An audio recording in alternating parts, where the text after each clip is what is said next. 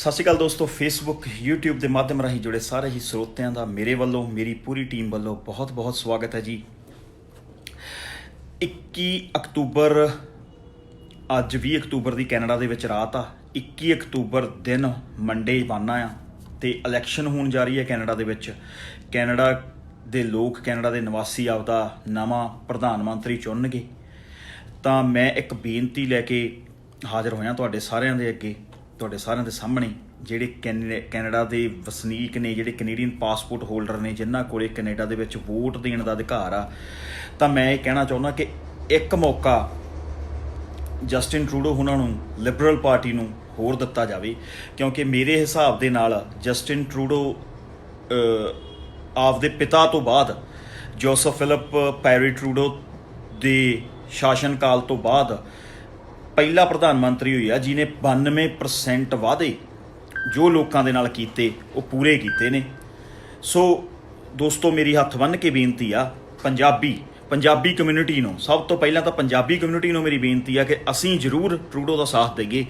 ਕਿਉਂਕਿ ਜੇ ਪੰਜਾਬ ਦੇ ਯੂਥ ਨੂੰ ਸੰਭਾਲਣ ਦੇ ਵਿੱਚ ਕਿਸੇ ਵੀ ਕੰਟਰੀ ਦਾ ਵੱਡਾ ਯੋਗਦਾਨ ਆ ਤਾਂ ਉਹ ਕੈਨੇਡਾ ਦਾ। ਤੇ ਕੈਨੇਡਾ ਦੇ ਵਿੱਚ ਜੇ ਕਿਸੇ ਗੌਰਮੈਂਟ ਦੀ ਆਪਾਂ ਗੱਲ ਕਰੀਏ ਜਿਹਨੇ ਸਾਨੂੰ ਅਪਣਾਇਆ, ਜਿਹਨੇ ਸਾਨੂੰ ਅੱਜ ਤੋਂ ਨਹੀਂ, ਜੇ ਮੈਂ 1970 ਦੇ ਉਸ ਰਾਜ ਦੀ ਗੱਲ ਕਰਾਂ ਜਦੋਂ ਜਸਟਿਨ ਦੇ ਫਾਦਰ ਸਾਹਿਬ ਪੈਰੀ ਟਰੂਡੋ ਹੁਣੀ, ਜੋਸਫ ਫਿਲਿਪ ਪੈਰੀ ਟਰੂਡੋ ਹੁਣੀ ਪ੍ਰਧਾਨ ਮੰਤਰੀ ਸੀ, ਤਾਂ ਉਹਨਾਂ ਦਾ ਇੱਕ ਬੜਾ ਵੱਡਾ ਯੋਗਦਾਨ ਸਾਡੀ ਕਮਿਊਨਿਟੀ ਨੂੰ ਲੈ ਕੇ, ਸਾਡੀ ਕਮਿਊਨਿਟੀ ਨੂੰ ਨਹੀਂ, ਮਲਟੀਕਲਚਰਲਿਜ਼ਮ ਜਿਹੜਾ ਕੈਨੇਡਾ ਦੇ ਵਿੱਚ ਆਇਆ ਜਾਂ ਬਾਇਲਿੰਗੁਅਲਿਜ਼ਮ ਜਿਹੜਾ ਕੈਨੇਡਾ ਦੇ ਵਿੱਚ ਆਇਆ, ਉਹਨਾਂ ਦੀ ਦੇਣ ਆ ਕਿ ਅੱਜ ਅਸੀਂ ਕੈਨੇਡੀਅਨ ਲੋਕਾਂ ਦੇ ਬਰਾਬਰ ਇਮੀਗਰੈਂਟਸ ਨੂੰ ਵੀ ਰੱਖਿਆ ਜਾਂਦਾ। ਜਿਹੜੇ ਇਮੀਗਰੈਂਟਸ ਉੱਥੇ ਪਹੁੰਚਦੇ ਨੇ ਜਾਂ ਉੱਥੇ ਜਾ ਕੇ ਪੱਕੇ ਵਸਨੀਕ ਬਣ ਜਾਂਦੇ ਨੇ, ਉਹਨਾਂ ਨੂੰ ਆਪਦੀ ਭਾਸ਼ਾ ਦਾ, ਜੇ ਅਸੀਂ ਮਾਣ ਨਾਲ ਕਹਿੰਦੇ ਹਾਂ ਕਿ ਸਰੀ ਦੀਆਂ ਰੋਡਸ ਦੇ ਉੱਤੇ ਪੰਜਾਬੀ ਲਿਖੀ ਆ, ਜੇ ਅਸੀਂ ਫਾਰਮ ਪੰਜਾਬੀ ਦੇ ਵਿੱਚ ਭਰ ਸਕਦੇ ਹਾਂ, ਜੇ ਬੱਸਿਸ ਦੇ ਉੱਤੇ ਰੂਟਸ ਪੰਜਾਬੀ ਦੇ ਵਿੱਚ ਆਉਂਦੇ ਨੇ, ਤਾਂ ਜੇ ਅੱਜ ਇਸ ਜਾਂ ਅਸੀਂ ਉੱਥੋਂ ਦੇ ਲੋਕਾਂ ਦੇ ਬਰਾਬਰ ਅਸੀਂ ਆਪਦੇ ਰਾਈਟਸ ਇੰਜੋਏ ਕਰ ਰਹੇ ਹਾਂ, ਤਾਂ ਉਹਦੇ ਵਿੱਚ ਜਸਟਿਨ ਟਰੂਡੋ ਦੇ ਫਾਦਰ ਸਾਹਿਬ ਦਾ ਬੜਾ ਵੱਡਾ ਯੋਗਦਾਨ ਆ। ਤਾਂ ਉਸ ਤੋਂ ਬਾਅਦ ਇਹ ਨਹੀਂ ਹੈ ਕਿ ਬੇਟੇ ਨੇ ਜਾਂ ਉਹਦੇ ਬੱਚੇ ਨੇ ਜਾ ਕੇ ਸਾਡੀ ਕਮਿਊਨਿਟੀ ਨਾਲ ਕੋਈ ਵਾਧਾ ਜਾਂ ਕੋਈ ਇਹੋ ਜਿਹਾ ਸਾਡੇ ਖਿਲਾਫ ਜਾਂ ਇਮੀਗਰੈਂਟਸ ਦੇ ਖਿਲਾਫ ਕੋਈ ਸਟੈਪ। ਹਾਲਾਂਕਿ ਮੈਂ ਇਹ ਕਹਿ ਸਕਦਾ ਕਿ ਇਹੀ ਗੌਰਮੈਂਟ ਸੀ ਜਿਹਨੇ ਇਮੀਗਰੈਂਟਸ ਨੂੰ ਆਪਦੇ ਫਾਦਰ ਸਾਹਿਬ ਤੋਂ ਬਾਅਦ ਜੇ ਜਸਟਿਨ ਟਰੂਡੋ ਨੇ ਮਹੱਤਤਾ ਦਿੱਤੀ, ਬਰਾਬਰ ਦਾ ਮਹੱਤਵ ਦਿੱਤਾ। ਆਪਦੀ ਕੈਬਨਿਟ ਦੇ ਵਿੱਚ ਜਿਹੜੀ ਸਭ ਤੋਂ ਵੱਡਾ ਅਹੁਦਾ ਉਹ ਇੱਕ ਸਰਦਾਰ ਨੂੰ ਦਿੱਤਾ, ਜਿਹਨੂੰ ਅਸੀਂ ਡਿਫੈਂਸ ਮਿਨਿਸਟਰ ਬਣਾਇਆ, ਸੱਜਣ ਸਾਹਿਬ ਨੂੰ। ਤਾਂ ਜੇ ਅਸੀਂ ਇਹ ਸਾਰੀਆਂ ਗੱਲਾਂ ਨੂੰ ਦੇਖਦੇ ਹੋਏ, ਮੈਂ ਇਸ ਲਈ, ਚਲੋ ਕੁਝ ਲੋਕ ਇਹ ਵੀ ਸੋਚਣਗੇ ਕਿ ਇਮੀਗ੍ਰੇਸ਼ਨ ਦਾ ਕੰਮ ਆ ਮੇਰਾ, ਤਾਂ ਉਸ ਕਰਕੇ ਮੈਂ ਚਾਹੁੰਦਾ ਕਿ ਟਰੂਡੋ ਆਵੇ। ਇਮੀਗ੍ਰੇਸ਼ਨ ਦਾ ਕੰਮ ਇਕੱਲਾ ਮੇਰੇ ਤੱਕ ਸੰਬੰਧਿਤ ਨਹੀਂ ਆ। ਇਮੀਗ੍ਰੇਸ਼ਨ ਦਾ ਸੰਬੰਧ ਸਾਡੇ ਯੂਥ ਨਾਲ ਵੀ ਸੰਬੰਧਿਤ ਆ, ਸਾਡੇ ਯੰਗਸਟਰ ਨਾਲ ਵੀ ਸੰਬੰਧਿਤ ਆ। ਜੇ ਅਸੀਂ ਇਹ ਸੋਚਦੇ ਹਾਂ ਕਿ ਅੱਜ ਸਾਡਾ ਯੂਥ ਜਾਂ ਜੇ ਸੋਚਦਾ ਕਿ ਅਸੀਂ ਆਪਦੇ ਮੁਲਕ ਦੇ ਵਿੱਚ ਰਹਿ ਕੇ ਚੰਗਾ ਜੀਵਨ ਨਹੀਂ ਨਿਰਵਾਹ ਕਰ ਸਕਦੇ, ਫਿਰ ਉਹਨਾਂ ਨੂੰ ਕਿਸੇ ਜਗ੍ਹਾ ਦੇ ਵਿੱਚ, ਕਿਸੇ ਇਹੋ ਜਿਹੀ ਕੰਟਰੀ ਦੀ ਸਹਾਇਤਾ ਦੀ ਲੋੜ ਜ਼ਰੂਰ ਆ ਕਿ ਉਹ ਕਿੱਥੇ ਜਾ ਕੇ ਵਸਣ, ਕਿੱਥੇ ਜਾ ਕੇ ਆਪਦੀ ਲਾਈਫ ਨੂੰ ਕੰਟੀਨਿਊ ਕਰਨ। ਪਰ ਜੇ ਉਸ ਸਾਰੇ ਸਿਸਟਮ ਨੂੰ ਦੇਖਦੇ ਹੋਏ ਅੱਜ ਅਸੀਂ ਸਾਰਾ ਐਨਾਲਿਸਿਸ ਕਰੀਏ ਤਾਂ ਜਿਹੜੀ ਲਿਬਰਲ ਗੌਰਮੈਂਟ ਆ, ਜਸਟਿਨ ਟਰੂਡੋ ਦਾ ਜਿਹੜਾ ਯੋਗਦਾਨ ਰਿਹਾ ਆਪਦੇ ਫਾਦਰ ਸਾਹਿਬ ਤੋਂ ਬਾਅਦ ਬੜਾ ਬੜਮੁੱਲਾ ਰਿਹਾ। ਸੋ ਸਾਰੀਆਂ ਚੀਜ਼ਾਂ ਨੂੰ ਦੇਖਦੇ ਹੋਏ ਅਸੀਂ ਜ਼ਰੂਰ ਉਹਦਾ ਸਾਥ ਦੇਈਏ, ਉਹਨੂੰ ਇੱਕ ਵਾਰੀ ਦੁਬਾਰੇ ਫੇਰ ਸੇਵਾ ਦਾ ਮੌਕਾ ਦੇਈਏ। ਕਿਉਂਕਿ ਮੇਰੇ ਹਿਸਾਬ ਦੇ ਨਾਲ ਸਾਡੀ ਕਮਿਊਨਿਟੀ ਨਾਲ ਜਿਹੜਾ ਉਹਦਾ ਪਿਆਰ ਆ, ਜਿਹੜਾ ਉਹਦਾ ਸੰਬੰਧ ਆ, ਉਹ ਸ਼ਾਇਦ ਹੀ ਕਿਸੇ ਹੋਰ ਲੀਡਰ ਦਾ ਰਿਹਾ ਹੋਵੇ ਉਹਦੇ ਫਾਦਰ ਸਾਹਿਬ ਤੋਂ ਬਾਅਦ।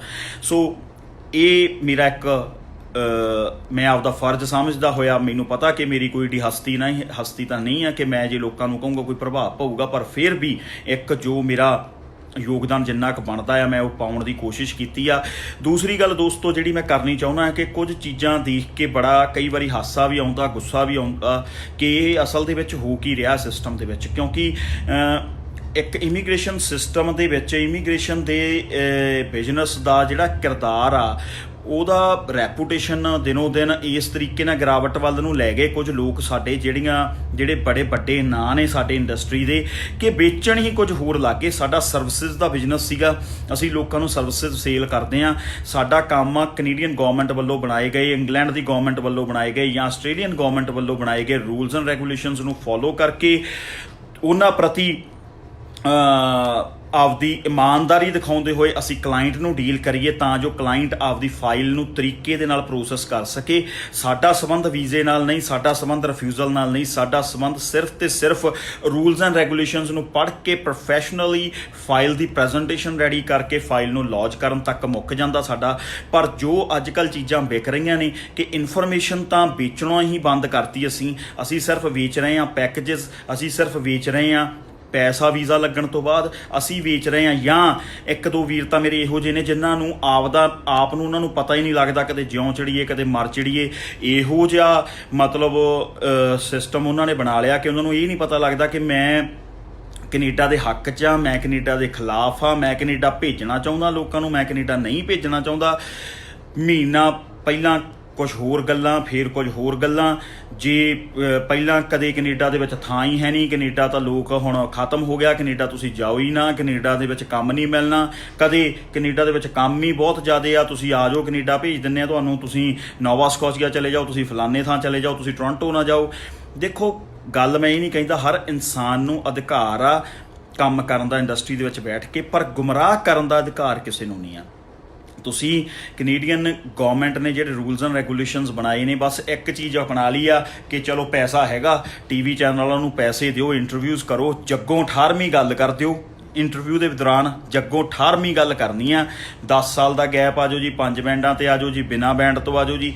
ਇਹੋ ਜੀ ਗੱਲ ਕਰਕੇ ਬਸ ਅਟਰੈਕਟ ਕਰਕੇ ਲੋਕਾਂ ਨੂੰ ਇਕੱਠੇ ਕਰੋ ਆਪਦੇ ਆਫਿਸ ਦੇ ਵਿੱਚ ਇਕੱਠੇ ਕਰਕੇ ਉਹਨਾਂ ਨੂੰ ਜਿਹੜਾ ਕੁਝ ਤੁਹਾਡੇ ਕੋਲੇ ਹੈ ਉਹ ਵੇਚੋ।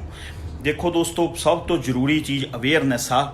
ਮੈਂ ਤੁਹਾਨੂੰ ਹਮੇਸ਼ਾ ਹੀ ਹੱਥ ਬੰਨ੍ਹ ਕੇ ਬੇਨਤੀ ਕਰਦਾ ਹੁੰਦਾ, ਮੇਰੇ ਕੋਲੇ ਹਰ ਕਲਾਇੰਟ ਆਇਆ ਵੀਜ਼ਾ ਨਹੀਂ ਲੈ ਕੇ ਜਾਂਦਾ, ਕਿਸੇ ਕੋਲੇ ਵੀ ਨਹੀਂ ਇਹ ਗੱਲ ਹੈ। ਤੇ ਮੈਂ ਇਹ ਗੱਲ, ਤੁਸੀਂ ਮੇਰੇ ਤੋਂ ਕੰਮ ਕਰਵਾਉਣਾ ਨਹੀਂ ਕਰਵਾਉਣਾ ਇਹ ਤੁਹਾਡੀ ਮਰਜ਼ੀ ਆ। ਕੋਈ ਵੀ ਇਮੀਗ੍ਰੇਸ਼ਨ ਕੰਸਲਟੈਂਟ ਤੁਹਾਨੂੰ ਧੱਕੇ ਨਾਲ ਤੁਹਾਡਾ ਕੇਸ ਨਹੀਂ ਅਪਲਾਈ ਕਰ ਸਕਦਾ, ਨਾ ਮੈਂ ਨਾ ਕੋਈ ਹੋਰ।